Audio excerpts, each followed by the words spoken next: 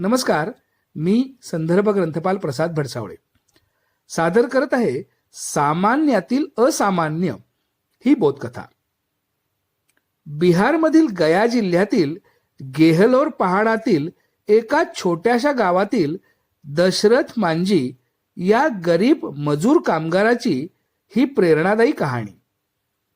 घरातील हालाकीच्या परिस्थितीमुळे 1934 मध्ये जन्मलेले दशरथ शिक्षणापासून वंचित राहिले.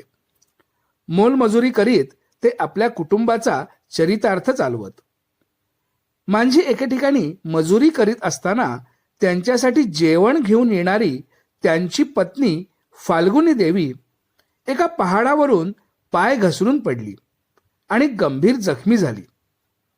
तिला तत्काळ वैद्यकीय मदत मिळणे गरजेचे होते, परंतु डॉक्टर उपलब्ध असलेले सर्वात जवळचे गाव होते ते 70 किलोमीटर अंतरावर. तेथे पोहोचण्यासाठी संपूर्ण गेहलोर पहाडाला वळसा घालून जावे लागणार होते. अखेर वैद्यकीय मदतीअभावीच फाल्गुनी देवींचा मृत्यू झाला.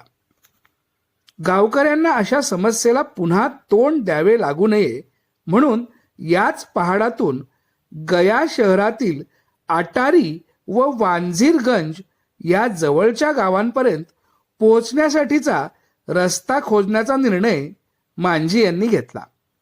केवळ छन्नी आणि हतोड्याच्या साहाय्याने जवळपास 22 वर्ष दिवसरात्र हा पहाड फोडून त्यातून त्यांनी रस्ता तयार केला. लोक अशा माणसाला वेडाच समजणार, पण मांझी यांनी त्याकडे पूर्णपणे दुर्लक्ष केले व या पहाडातून 360 फूट लांब, 30 फूट उंच व 25 फूट रुंद असा कच्चा रस्ता तयार केला.